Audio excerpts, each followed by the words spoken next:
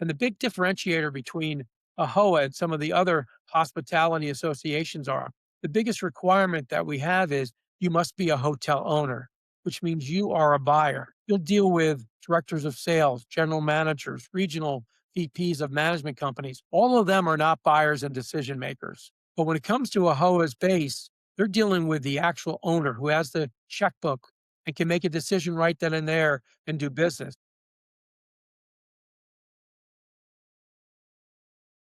Hello, and welcome back to the podcast. Today we have a special guest, Thomas de Sousa. He is the Senior Vice President of Business Development for AAHOA. Good afternoon, Art. I'm so happy to be here. Thomas de Sousa, Senior Vice President of Business Development for AAHOA, the Asian American Hotel Owners Association. I'm a 40-year hospitality veteran. I've worked on all sides of the business at the hotel property, ownership level, and regionally for two of the major largest brands. At AAHOA, we are getting ready for our Super Bowl of shows, our AAHOACon 26. Taking place between April 8th and 10th. Once again, between April 8th and 10th. In Philadelphia. So it's a busy time for us, almost like accounting season for an accountant. Pretty awesome. Can you tell us about your journey, how you got into that position and all the milestones along the way? Great. So I started at a young age working in the hospitality business. My family has for the last 77 years owned a catering facility outside of New York City. So while I was growing up in the business, at the time there weren't really schools for that type of business. So I went to a hospitality school, got ingrained in that business.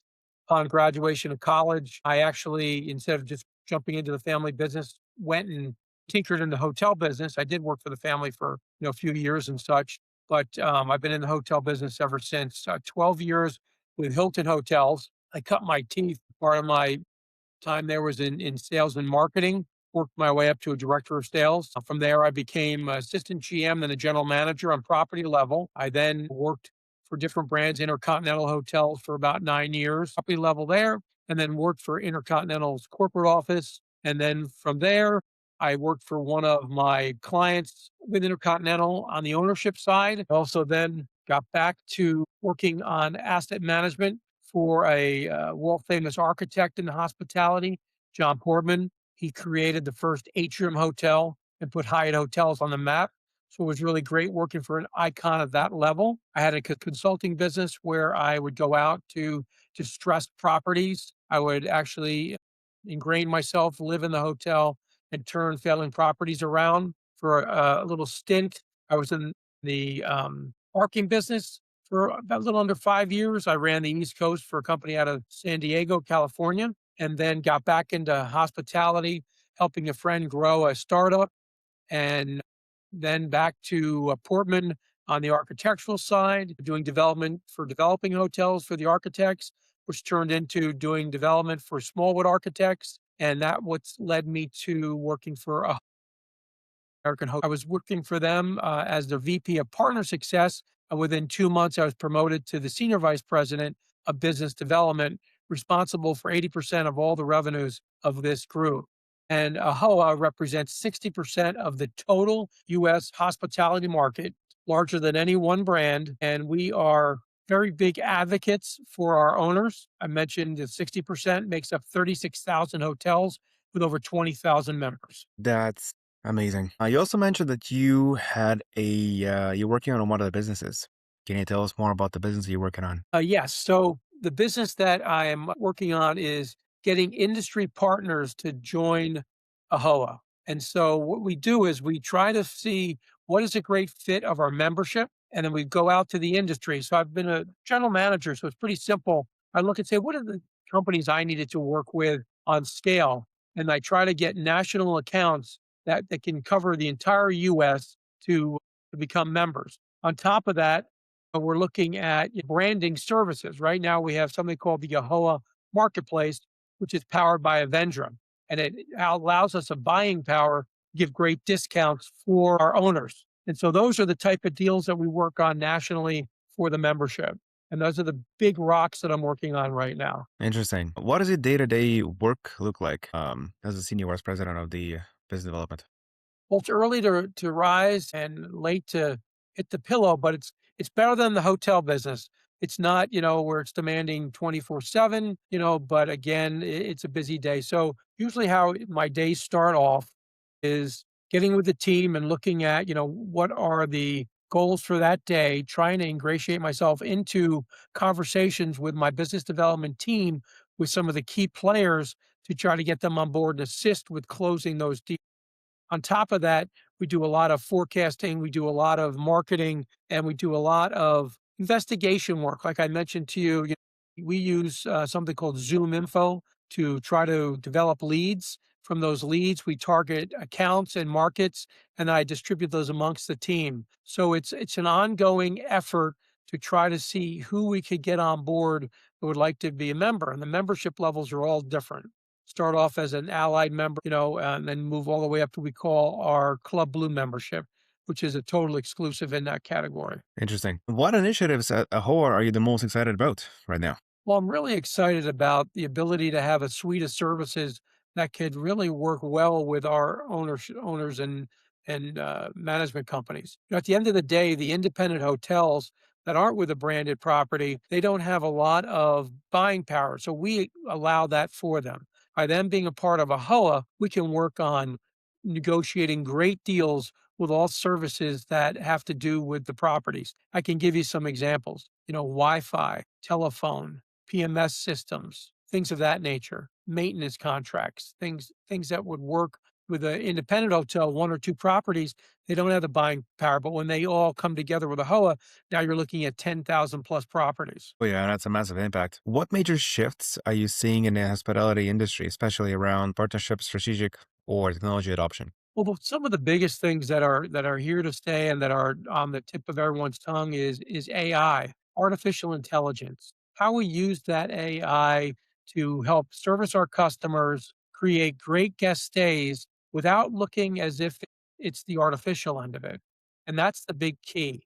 I use AI as a guiding point, as a compass that leads us in the right direction, but I don't rely on AI 100%. And I try to have our owners and management groups adopt that same philosophy.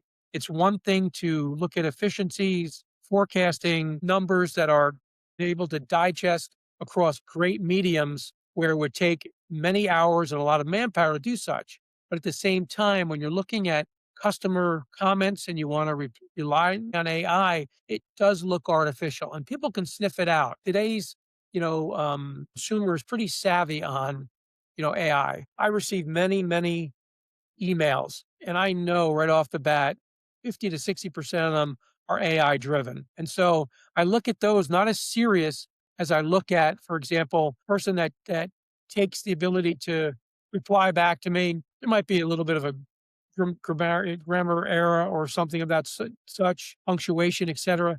But I know that tried and true, and it's A real coming from person. the heart, a Yeah, real person. Yeah, and remember, hospitality, even though it's shifted towards real estate and investment scenarios with banking finance, it's still hospitality, taking care of customers, making them feel welcomed, and giving them an exceptional experience. that makes sense.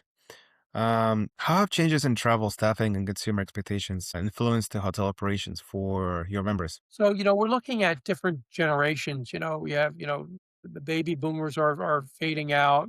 You have, I and Z.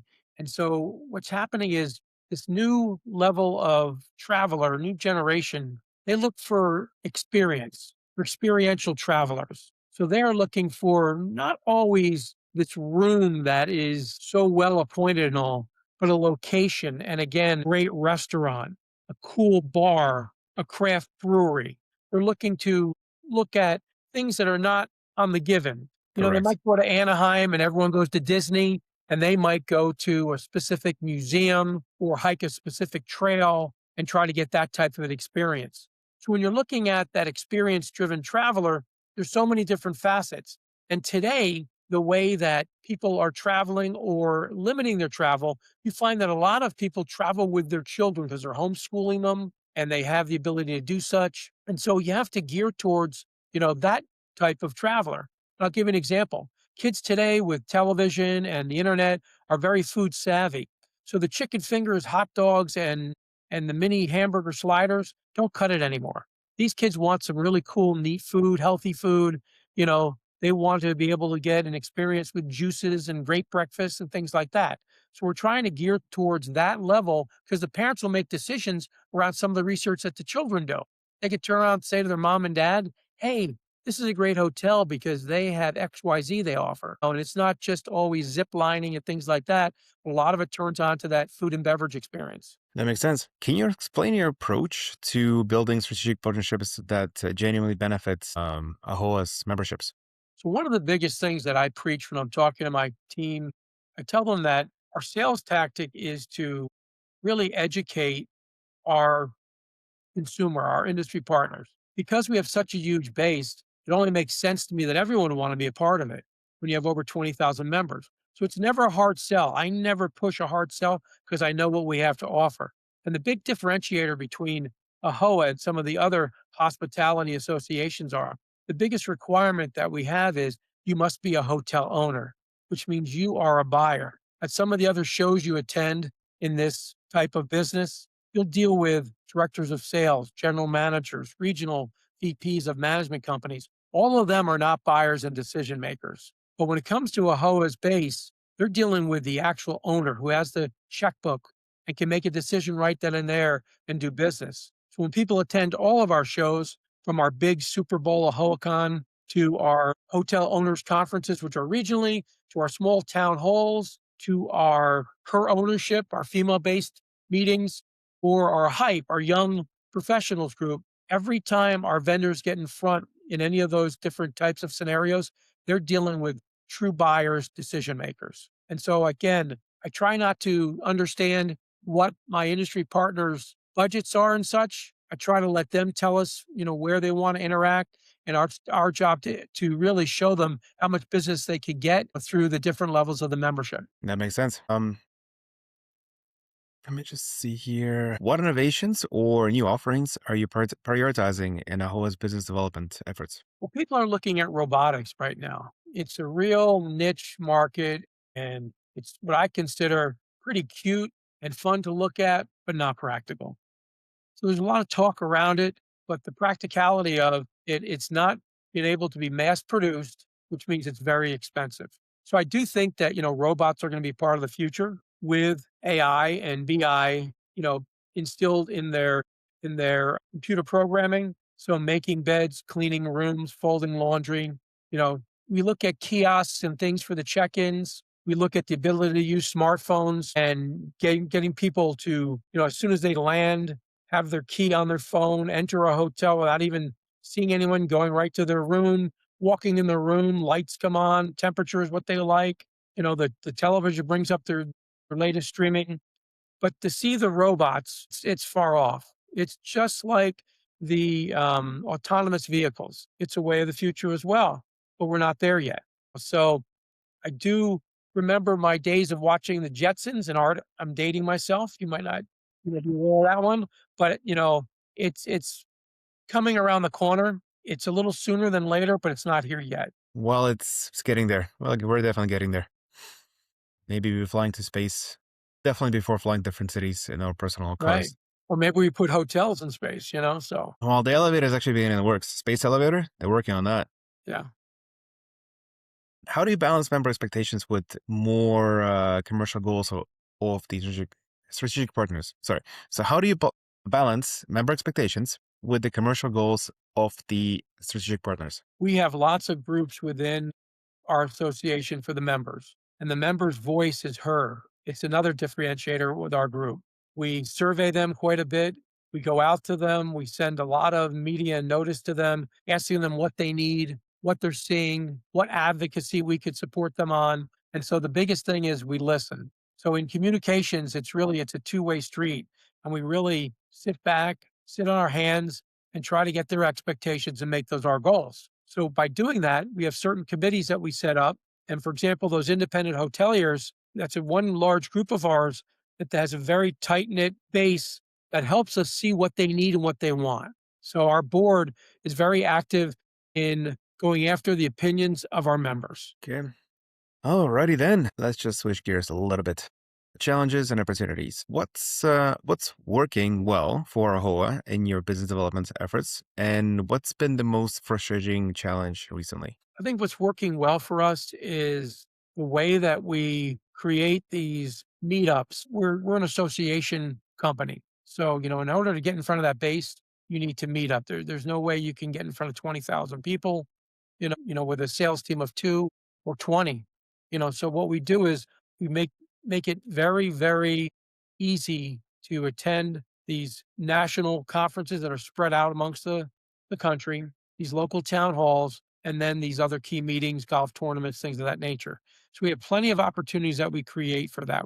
We do that really well. One of our greatest, I think, the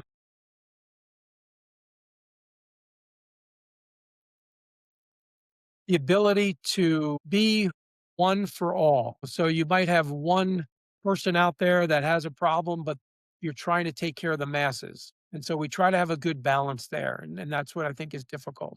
Sometimes you have a one off and you can't direct this big battleship towards that as much as trying to take care of the other 9,000, a certain sector or group. So that's the difficult balance. Trying to be this big association, but have that homespun feel to even that individual. And a personalized touch.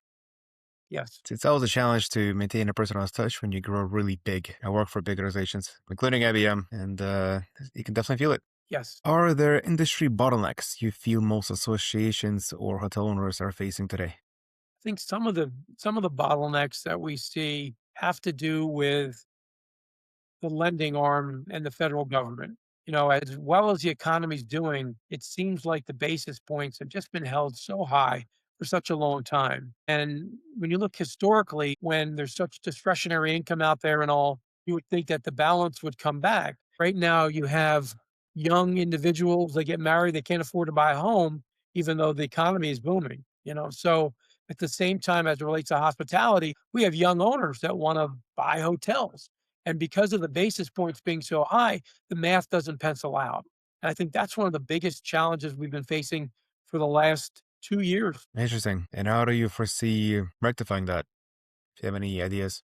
Not to get political, but we hope that the Fed chairman will change and we'll get somebody in that recognizes the low inflation, the low unemployment, and how strong the economy is and bring those points down. And then you'll see a boom like no other. I hope so.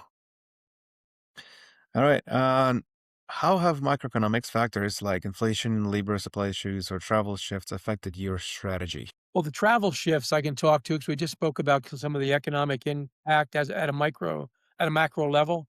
But the travel shifts I can talk to. Since COVID, there's been a big shift in travel. With everyone working from home, there's Right. been less meetings, personal meetups, things of that nature. And the more we keep that model, it's really not good for one, the economy and or many sectors, not just the hospitality sector, but as it relates to commercial office space and all the businesses surrounded by both. So it has a big rippling effect. And because of that, there's been a big mindset change in the labor shortages too.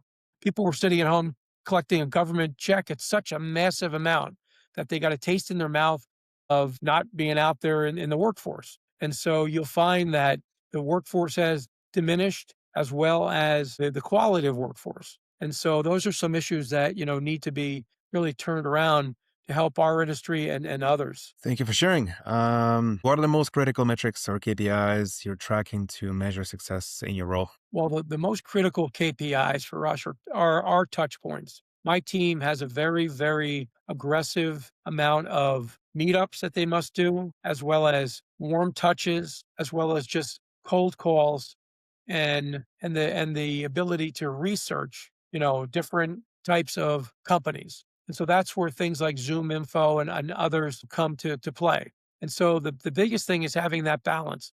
Not only do you need to maintain your existing customers, but you need new business. Because with Correct. existing customers, you find that there's budget cuts and there's things that change. But with new customers, it's new business. So you need to maintain your existing and you need to bring in new. And that's the sweet spot is the balance between the two of those. Do you use AI for any of those functions? Well, I mentioned Zoom Info, and that uses a lot of AI for us. You have CRMs that also help automate things, with the ability not to be insincere and to have it personalized. So that's again the balance you have to work with, because when you think about it, AI hasn't been around, that long for us. When you think originally a Google search, was one step of AI, and then algorithms were created, around those searches and such, and then spiders are sent out to try to get you to, have that buy. So for example, a month ago you looked at a car. So then, 2 weeks later you are looking at a trip and the car pops up, and then while you're booking the trip, you're looking at excursions you want to book and the car pops up, it follows you around. And so it gets a little ingenuine. So we try to use AI as a research tool, a compass, but I really think that that interaction is extremely important. So our customer base likes to see us in the field at these many shows and being able to press flesh and have that personal relationship. Because again, it's all hospitality driven and relationships are the key. A Of course. salesperson is only worth their book of business. And the more customized the approach is, the more receptive the customer is going to be. Correct. Where do you want to see AAHOA's business development functions in the next 12 to 24 months? I would personally, these are things that I would like to see, and I can't speak for the board, but I would like to see a whole, branch out into Canada and into Mexico, and really have North America. I'd like to see an international presence, started. I'd like to see AHOA look at all of the submarkets that our owners represent. Not only do they own hotels, but they own office buildings, retirement centers, they own apartment buildings, student housing. They're the largest owners of convenience stores and gas stations. And I'd love to see how we could really take that businesses and roll them up into this great association, because then the buying power is infinite. Exactly. If you had a magic wand for one big improvement in the hotel owner's ecosystem, what would it be? Magic wand. Threw a curveball at me, Art. So I think, if That's my I, rule. yeah, if I could see, One big improvement in a hotel owner's ecosystem. if I could see the ability for our legislative arm to have more presence with the White House chief of staffs and for them to really see the value in this group, because this group represents the American dream. These first generation owners came over here with nothing. They bought a small motel. They moved their entire family in. They fixed it up piece by piece and made it perfect. They were able to keep their costs down, create market share. The second generation was able to go and get branded hotels. The third generation now has these mixed use developments in all these different markets. And if you look at the billions of dollars that we represent to the gross national product, to have the be recognized by the White House, and to be looked at in a more strategic plan, I think would be something I would love to wave that magic wand on. Because if any association deserves it, the AHOA group does. So basically recognition. Not even just recognition, but to be able to understand what power and what experience they could help the government with when they understand the mid-sized businessman, the mom and pop, the true American. Of course. Go West, young man. The American way. All right. How do you think AAHOAs can create even more value for members in the competitive hospitality landscape? I think we do quite a bit for our owners. I mean, we have the buying power that we've harnessed. We look at advocacy, in every state. We help every state with our government affairs group. We have her ownership, which helps our female business owners have a voice. We have hype, which is our young professionals. So we've hit like all the gamuts. I think again, by looking at those other ancillary businesses, and trying to see how we can get those to be a part of AHOA, I think that would be a great feat. Interesting. I have a lot more follow-up questions for this, but I'll just go down the list because I want to finish the initial set of questions. What's one growth opportunity you believe many hotel owners are not fully leveraging it? And I think when you look at the ability to have a branded hotel and pay fees to a management company, I think one opportunity is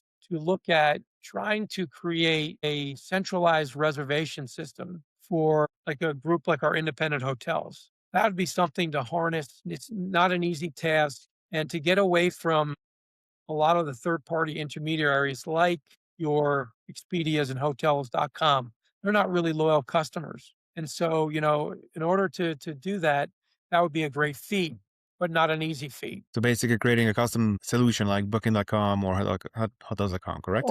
Or just your own reservation system. Like, when you want to stay at a Hilton, 1-800 Hilton. When you want to stay at a Marriott, the same thing. But, for us, we have over 10,000 independent hotel owners, to create something like that, and have that in the works would be phenomenal. But it's a long-term goal, because of awareness. Because people don't go to a hotel saying, "Oh, this is an AAHOA." They go to a hotel, and they've always gone to this beachside hotel or this independent and, and then book directly with them.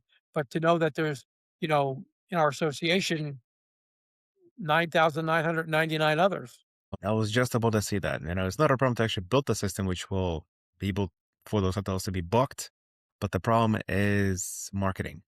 Awareness, yeah. Exactly. Awareness and marketing. How do you find those systems? If it's going to be a new website that links like a chain of hotels, where do you market the actual chain? It's marketing budget and it's awareness. It's doable. Sure, The question is how much you're going to be spending time and money on this to market it. sure. Let's see. Let's just see here. What's one growth opportunity you believe many hotel owners are not fully leveraging yet? I think we just talked about that, the ability to take rooms and refer them, or, for example, this one hotel is sold out, and the ability to say, well, we have a sister AAHOA property, and then transfer them over to that property. That would be a great thing for them to do. Keep the business amongst our association instead of it being just out to the market. So cross sell, basically. Cross sell. Horizontal. Exactly. Horizontal motion of Yes. Yes. okay. You already have the sale, it's just then transferring it because you don't have the supply. The demand's there. It's all very interesting. Let me just say, super interesting. And let's see. Super, super complex too. Not really. Honestly, I've been working as a project manager for the last 20 years. So that's the kind of solutions that I actually do deploy. So it's interesting, it's easy to deploy, especially with AI. Because if before, for any of those solutions, you had to deploy and you had to hire like a whole team of developers, coders, QA, and everything else. Now everything is done by AI. Of course, you're still going to put in the effort and know how to use it because you need the proper prompts, and that also takes a bunch of time, but it's a lot easier than before. Let's just put it that way. Right. Right. You've shared some great insights. If you could fix just one key challenge that's showing a slowing growth for your members or partners, what would that be? I'll go back to the Magic loan wand? model, the financial model. Okay.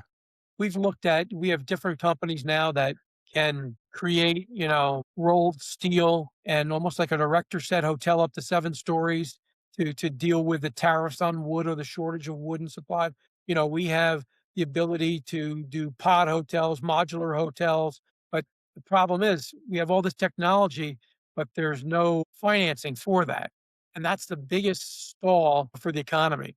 I think when we see these jobs come into the US that the president has secured with the chip companies and the ability to have the iPhones being made here and things of that nature, when those jobs start to hit, people will travel, they'll need the hotels. And I think we're going to have to build more because there's going to be a greater demand than the supply. But right now, we don't have the funding to do these new builds and such. So is that coming from the federal or private? It's coming from the federal, because, when you look at, private funding, hedge funds, everything goes back to the Fed.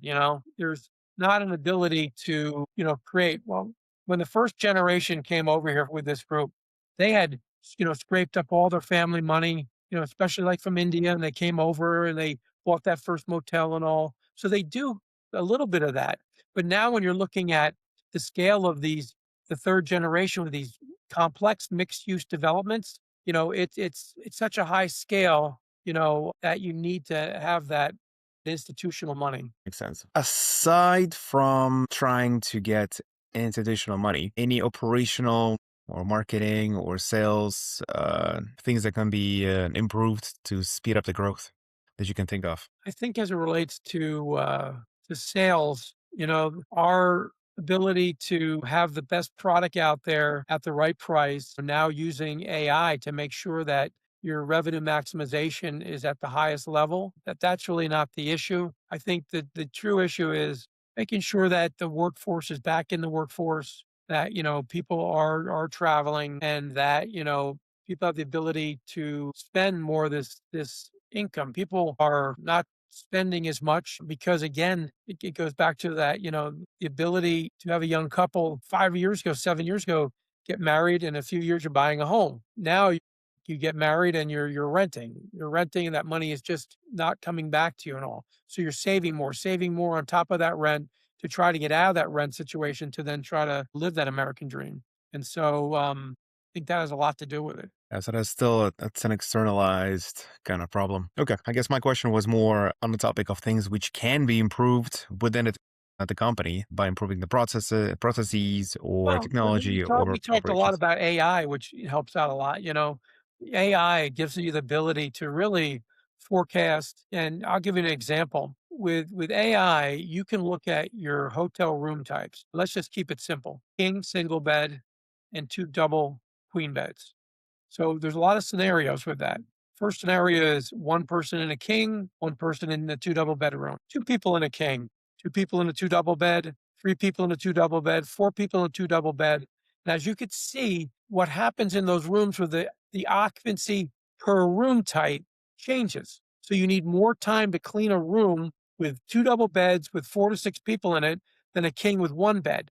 So AI can predict those times and schedule accordingly, eliminate overtime, and be more efficient. So those are great steps that we could utilize more in order to do that. AI can predict also maintenance. Right now, you have the ability to have sensors on all kinds of machines like rooftop units, et cetera. And so what happens is, in the past, you worked on something because it was broken. And sometimes because it's broken, you lose revenues, like a rooftop air conditioning unit, things of that nature. Now AI can tell you, hey, this belt is getting close to its 90 percentile and it needs to be changed. It could then look at weather conditions and things like that. Because of extreme heat this summer, the 90 percentile is going to come sooner. So you need to change that belt sooner, which allows you the ability to have redundancy, but then maintain that redundancy. So in the past, a unit would go out, redundancy kicks in. But when the secondary unit goes out, you have no units. Yeah. Utilizing things like that, the efficiency levels, that predictive demand intelligence, the BI, it's really keeps businesses running, and keeps the money flowing. Yeah, I think that'd be awesome. That'd be fun. I would enjoy it. You got to remember too, I'm from a different era. A lot of this is new to me. I mean, people talk about things about like writing code. That to me is something that is totally I can't even fathom it. And I'll give you a little scenario. My first job out of college, I remember working for this beautiful hotel outside New York City, 4-star, state of the art. It had something called a facsimile machine. Facsimile machine. Okay. Yes. And so I remember when I saw this machine print a message from California in New York through a phone line, I couldn't wrap my hands around it. It was like mind blowing. And now it's something that is so antiquated, you don't even ever see it.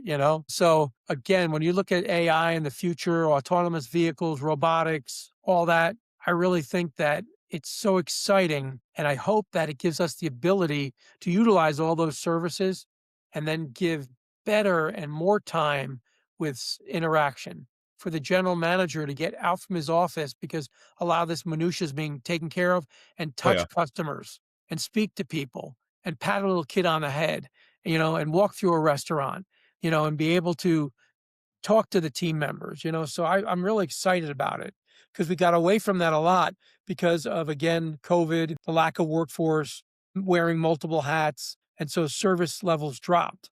And so I look excitedly at the ability to use AI technology to get back to the best service ever, to rival Europe, and to create such an experience that travel in the US is paramount. I got three things to say to that. Number one is a relevant joke. This girl on the phone, she asks if she can send a fax, And she hears a response, no, we can't receive it here. She's like, what do you mean here? Where are you? In 2026, Jessica. Art, I really enjoyed speaking to you about these topics. I wish you most success on your podcast and look forward to our next conversation. Excellent. The pleasure was all mine. Thank you. Same here. Have a good day. Bye-bye.